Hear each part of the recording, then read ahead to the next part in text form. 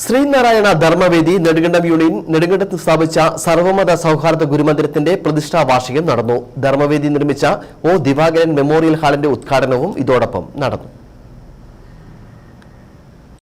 Sreenarayana Dharmavedi Nedumkandam union നെടുങ്കണ്ടത്ത് സ്ഥാപിച്ച സർവമത സൗഹാർദ്ദ ഗുരുമന്ദിരത്തിന്റെ പ്രതിഷ്ഠാ വാർഷികവും ഒ ദിവാകരൻ മെമ്മോറിയൽ ഹാളിന്റെ ഉദ്ഘാടനവും നടന്നു.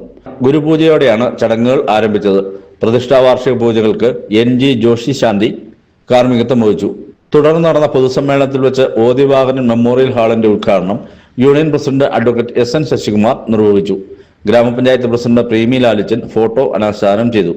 യൂണിയൻ സെക്രട്ടറി രമേശ് ദിവാകരൻ, ഗോപി കല്ലേപ്പുരീടം, സുഘോഷ് ദിവാകരൻ, യൂണിയൻ ഭാരവാഹികൾ, ഗ്രാമപഞ്ചായത്ത് അംഗങ്ങൾ, രാഷ്ട്രീയ, സാമൂഹിക, സാമുദായിക സംഘടനാ ഭാരവാഹികൾ തുടങ്ങിയവർ പ്രസംഗിച്ചു. ഗുരുവല്ലോ പരദൈവം എന്ന വിഷയത്തിൽ ജ്യോതിഷ പണ്ഡിത സിന്ധു സജീവൻ പ്രഭാഷണം നടത്തി. തുടർന്ന് അന്നദാനത്തോടെയാണ് പരിപാടികൾ സമാപിച്ചത്. News bureau, Nedumkandam.